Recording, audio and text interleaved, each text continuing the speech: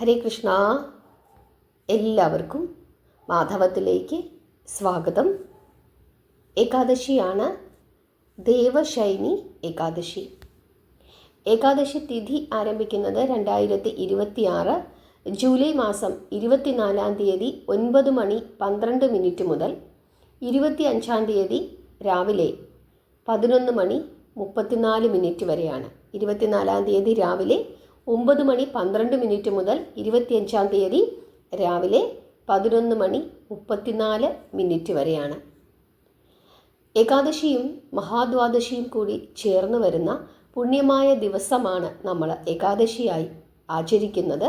അതുകൊണ്ട് തന്നെ ആഷാഢമാസത്തിലെ ശുക്ലപക്ഷ ഏകാദശിയായി നമ്മൾ ആചരിക്കുന്നത് 2026 ജൂലൈ 25 ശനിയാഴ്ചയാണ്. ഏകാദശി അനുഷ്ഠിക്കേണ്ടുന്ന വിധവും എന്തിനു വേണ്ടിയിട്ടാണ് ഏകാദശി അനുഷ്ഠിക്കേണ്ടത്, ആർക്കൊക്കെ അനുഷ്ഠിക്കാം എന്നുള്ള കാര്യമൊന്നും ഞാൻ ഇന്ന് ഈ വീഡിയോയിൽ പറയുന്നില്ല. കാരണം ഇതിനു മുമ്പുള്ള വീഡിയോകളിലെല്ലാം തന്നെ വളരെ കൃത്യമായി എല്ലാ കാര്യങ്ങളും ഞാൻ പറഞ്ഞിട്ടുണ്ട്. എന്തൊക്കെ ആഹാരം കഴിക്കാം, എന്തൊക്കെ ആഹാരം കഴിക്കാൻ പാടില്ല, ഏത് രീതിയിലാണ് എടുക്കേണ്ടത് എന്നുള്ള കാര്യങ്ങളൊക്കെ തന്നെ. എന്തെങ്കിലും സംശയങ്ങളുണ്ടെങ്കിൽ നിങ്ങൾ ഇതിനു മുമ്പുള്ള വീഡിയോകൾ കേട്ടാൽ മതി, അതിൽ എല്ലാ കാര്യങ്ങളും പറഞ്ഞിട്ടുണ്ട്. ആദ്യമായിട്ട് നമ്മൾ ഏകാദശിയുടെ കഥയാണ് മനസ്സിലാക്കാനായിട്ടുള്ളത്. പിന്നീട് പാരണാസമയം അറിയേണ്ടതായിട്ടുണ്ട്. ഈ ഏകാദശിയുടെ കഥ എല്ലാവരും ഏകാദശി ദിവസം ഓർത്ത് പ്രാർത്ഥിക്കണം. ഏകാദശിയുടെ പാരണാസമയത്ത് നിർബന്ധമായും കഥ പറഞ്ഞു തന്നെ പ്രാർത്ഥിക്കണം. എങ്കിൽ മാത്രമേ ഏകാദശി പൂർത്തിയാവുകയുള്ളൂ, ഏകാദശി പൂർണ്ണമാവുകയുള്ളൂ എന്നാണ് ആചാര്യന്മാർ പറയുന്നത്. അർജുനനാണ് ശ്രീകൃഷ്ണനോട് ഈ ഏകാദശിയെപ്പറ്റി ചോദിക്കുന്നത്. ആഷാഢമാസത്തിലെ ശുക്ലപക്ഷ ഏകാദശിക്ക് എന്താണ് പേര് പറയുന്നതെന്നും എന്താണ് പ്രത്യേകത എന്നും അർജുനൻ കൃഷ്ണനോട് ചോദിക്കുന്നു. അപ്പോൾ ശ്രീകൃഷ്ണൻ അർജുനനോട് പറയുകയാണ്, അർജുന, ഇതേ ചോദ്യം നാരദൻ ബ്രഹ്മാവിനോടും ചോദിച്ചിരുന്നു. കലിയുഗത്തിൽ എല്ലാ ജീവജാലങ്ങൾക്കും ഉള്ള രക്ഷയാണ് ഈ ഏകാദശി. പണ്ട് ഇഷാക്കു വംശത്തിൽ മാന്ധാതൻ എന്ന ഒരു രാജാവ് ഉണ്ടായിരുന്നു. വലിയ മഹാത്മാവായിരുന്നു, സത്യസന്ധനായിരുന്നു, കരുണയുള്ളവനായിരുന്നു. തൻ്റെ പ്രജകളെ മക്കളെപ്പോലെ പരിപാലിച്ചിരുന്ന ശ്രേഷ്ഠനായ രാജാവായിരുന്നു അദ്ദേഹം. അദ്ദേഹത്തിൻ്റെ രാജ്യത്തിൽ അഭിവൃദ്ധിയായിരുന്നു, എല്ലാവർക്കും സന്തോഷമായിരുന്നു. പ്രകൃതി ക്ഷോഭങ്ങളോ ക്ഷാമങ്ങളോ ഉണ്ടായിരുന്നില്ല. അങ്ങനെ ഇരിക്കെ അദ്ദേഹത്തിനോട് ദേവന്മാർ കോപിക്കുന്നു. എന്താണ് കാരണമെന്നറിയില്ല, പക്ഷേ കോപിച്ചു. അദ്ദേഹത്തിൻ്റെ രാജ്യത്തിൽ മഴയില്ല, ജനങ്ങൾ വലഞ്ഞു, പട്ടിണിയായി. അതിന് കാരണം അദ്ദേഹം യജ്ഞങ്ങളൊന്നും നടത്തുന്നുണ്ടായിരുന്നില്ല. പഴയ കാലത്ത് രാജ്യത്തിന് ക്ഷേമം വരുത്തുന്നതിനായിട്ട്, അതായത് കലിയുഗത്തിന് മുമ്പുള്ള യുഗങ്ങളെ രാജ്യത്തിന് ക്ഷേമം വരുത്തുന്നതിനായിട്ട് യജ്ഞങ്ങളും യാഗങ്ങളും നടത്തുമായിരുന്നു. പക്ഷേ കലിയുഗത്തിൽ അതൊന്നും വേണ്ട എന്ന് ഭഗവാൻ പറഞ്ഞിട്ടുണ്ട്. കലിയുഗത്തിൽ ക്ഷേമമുണ്ടാകാൻ നാമജപം മാത്രം മതി എന്നാണ് പറഞ്ഞിരിക്കുന്നത്. അന്നാ കാലത്ത് രാജാവ് യജ്ഞങ്ങൾ നടത്തിയില്ല. അത് കാരണമാണ് മഴ സംഭവിക്കാഞ്ഞത്. അങ്ങനെ ജനങ്ങൾ രാജാവിനെ സമീപിക്കുന്നു. മഴയില്ലാതെ കഷ്ടപ്പെടുന്നു എന്നുള്ള കാര്യം പറയുന്നു. കഴിഞ്ഞ 3 വർഷമായി മഴ പെയ്തിട്ട് പട്ടിണിയാണ്, കൃഷി ചെയ്യാൻ പറ്റുന്നില്ല എന്ന നിലയിൽ പരാതി പറയുന്നു. രാജാവിന് വലിയ സങ്കടമായി. രാജാവ് പറയുന്നു, എൻ്റെ പാപം കൊണ്ടായിരിക്കാം ഒരുപക്ഷെ ഇങ്ങനെ സംഭവിക്കുന്നത്. അതായത് പാപിയായ രാജാവ് ഭരിക്കുന്ന രാജ്യം അത് നശിക്കും. പക്ഷേ എന്ത് പാപമാണ് ഞാൻ ചെയ്തത് എന്ന് എനിക്ക് മനസ്സിലാകുന്നില്ല. എന്തായാലും നിങ്ങളുടെ പ്രശ്നത്തിന് ഞാനൊരു പരിഹാരം കണ്ടെത്തും എന്ന് പറഞ്ഞ് സമാധാനിപ്പിച്ച് ജനങ്ങളെ അയക്കുന്നു. അതിനുശേഷം കുറച്ച് മന്ത്രിമാരുമായി രാജാവ് കാട്ടിലേക്ക് പോകുന്നു. അവിടെ വെച്ച് അദ്ദേഹം ബ്രഹ്മാവിൻ്റെ പുത്രൻ അങ്കിരസിനെ കാണുന്നു. അങ്കിരസിനോട് തൻ്റെ വിഷമം പറയുന്നു. അങ്കിരസ് പറയുകയാണ്, 4 വർണ്ണാശ്രമങ്ങൾ നിലവിലുണ്ട്. 4 വർണ്ണങ്ങൾ. ഓരോ വർണ്ണത്തിലും പെട്ട ആളുകൾ അതാത് ജോലികൾ ചെയ്യണം. പക്ഷേ അങ്ങയുടെ രാജ്യത്ത് ഒരു ശൂദ്രൻ തപസ് ചെയ്യുന്നു. അവന് അതിന് അധികാരമില്ല. അതുകൊണ്ട് ഉടൻ തന്നെ അവനെ അങ്ങ് വധിക്കണം. അതാണ് അങ്ങയുടെ രാജ്യത്തിന് ഇങ്ങനെ സംഭവിച്ചത് എന്ന് പറയുന്നു. ഉടൻ തന്നെ ആ നല്ലവനായ രാജാവ് പറയുകയാണ്, എനിക്കത് പറ്റില്ല. എൻ്റെ രാജ്യത്തിലുള്ള ഒരാളെയും ദ്രോഹിക്കുവാൻ എനിക്ക് പറ്റില്ല. അയാൾ തപസ് ചെയ്തു, അത് അയാളുടെ തെറ്റല്ല. അയാൾ നല്ല മനസ്സുകൊണ്ടാണ് തപസ് ചെയ്തത്. അതുകൊണ്ട് അങ്ങനെ ചെയ്തതിനെ എനിക്കൊരിക്കലും തെറ്റായി കാണാൻ സാധിക്കുന്നില്ല. എനിക്ക് അയാളെ വധിക്കുവാൻ സാധിക്കുന്നില്ല. മറ്റെന്തെങ്കിലും മാർഗം പറഞ്ഞു തരാൻ ആ നല്ലവനായ ആ രാജാവ് പറയുന്നു. അതോടുകൂടി അങ്കിരസിന് വലിയ സന്തോഷമായി. രാജാവിൻ്റെ നന്മ അദ്ദേഹത്തിന് മനസ്സിലാകുന്നു. അതുകൊണ്ട് അദ്ദേഹം വളരെ ലളിതമായ ഒരു മാർഗം പറഞ്ഞു കൊടുക്കുന്നു. അല്ലയോ രാജാവേ, അങ്ങ് ശ്രേഷ്ഠനാണ്, മഹാത്മാവാണ്. അതുകൊണ്ട് അങ്ങൊരു കാര്യം മാത്രം ചെയ്യുക. ശുദ്ധമായ മനസ്സോടെ, ശുദ്ധമായ പ്രേമത്തോടെ ആഷാഢമാസത്തിലെ ശുക്ലപക്ഷ ഏകാദശി വിധിപ്രകാരം അനുഷ്ഠിച്ചു കൊള്ളുക. എന്നിട്ട് എങ്ങനെ അനുഷ്ഠിക്കണമെന്ന് പറഞ്ഞു കൊടുക്കുന്നു. അങ്ങനെ ചെയ്താൽ തീർച്ചയായിട്ടും അങ്ങയുടെ രാജ്യത്തിന് ക്ഷേമമുണ്ടാകുമെന്ന് പറയുന്നു. അങ്ങനെ രാജാവ് സന്തോഷത്തോടുകൂടി തിരിച്ചു വരികയും രാജാവും ആ രാജ്യത്തിലുള്ള എല്ലാ മനുഷ്യരും ഒന്നിച്ച് ആഷാഢമാസത്തിലെ ശുക്ലപക്ഷ ഏകാദശിയായ ദേവശൈനി ഏകാദശി വ്രതം അനുഷ്ഠിച്ച് മഹാവിഷ്ണുവിനെ പൂജിക്കുന്നു. അതിൻ്റെ ഫലമായിട്ട് ആ രാജ്യത്ത് മഴ പെയ്യുന്നു, ഐശ്വര്യം ഉണ്ടാകുന്നു. ഇതാണ് ദേവശൈനി ഏകാദശിയുടെ കഥ. ഈ ഏകാദശിക്ക് പത്മ ഏകാദശി എന്നുകൂടി പറയുന്നുണ്ട്. ഈ ഏകാദശിയിലൂടെയാണ് ചാതുർമാസ വ്രതം ആരംഭിക്കുന്നത്. ഇതാണ് ഈ ഏകാദശിയുടെ പ്രത്യേകത. ഇനി നമുക്ക് പാരണാ സമയമാണ് അറിയേണ്ടത്. ചില സ്ഥലങ്ങളിൽ ദിവസത്തിന് വ്യത്യാസമുണ്ട്, അതുകൊണ്ട് ശ്രദ്ധിക്കണം. ആദ്യമായിട്ട് പറയുന്നത് 25-ാം തീയതി ഏകാദശിയും 26 പാരണയും വീടേണ്ടുന്ന സ്ഥലങ്ങളെ പറ്റിയിട്ടാണ്. ഈ സമയത്ത് വേണം നിങ്ങളുടെ വ്രതം അവസാനിപ്പിക്കേണ്ടത്.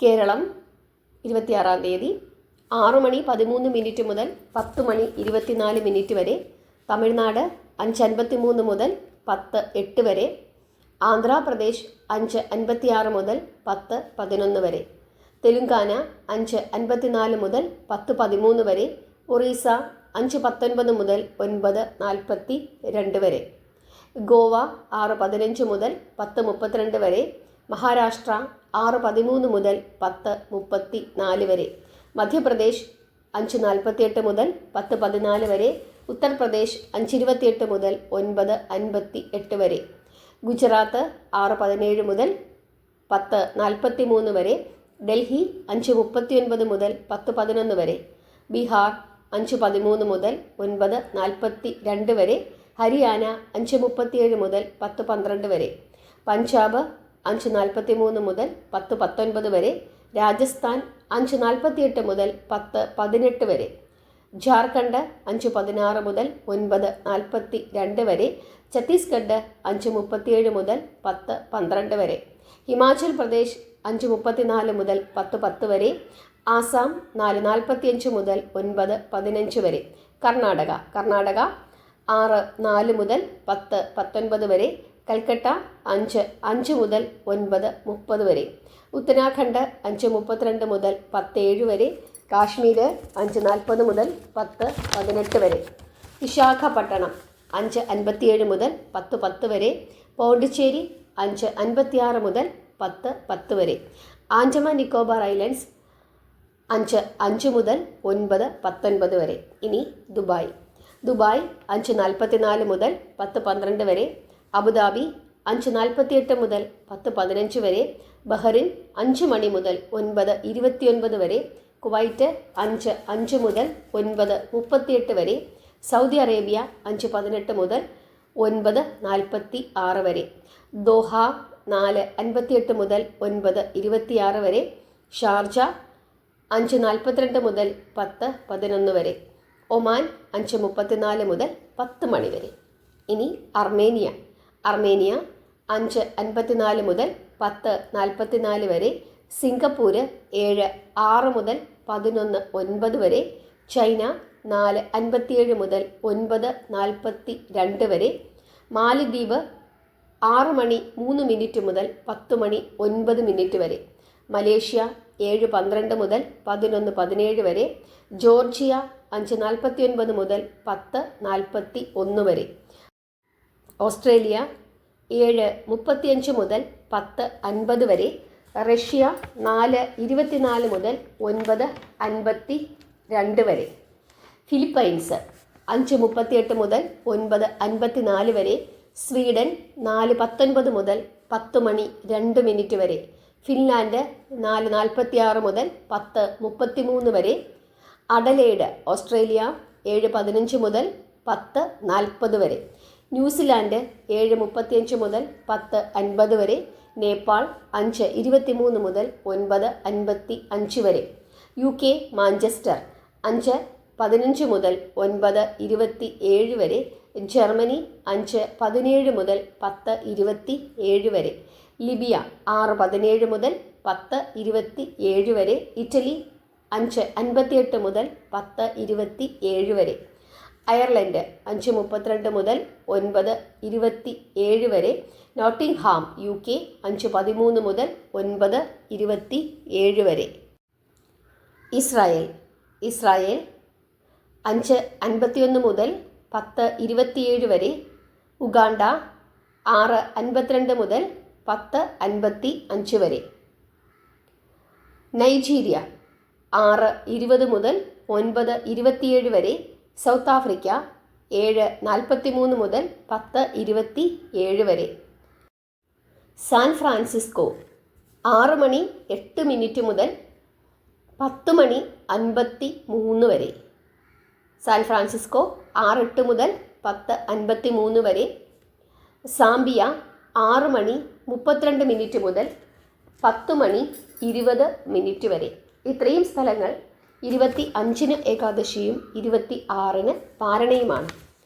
എന്നാൽ 24 ഏകാദശിയും 25 പാരണയും നടത്തേണ്ടുന്നതായ സ്ഥലങ്ങളാണ് ഇനി പറയുന്നത്. ന്യൂയോർക്ക് US 8 മണി 40 മിനിറ്റ് മുതൽ 10 മണി 37 മിനിറ്റ് വരെയാണ്.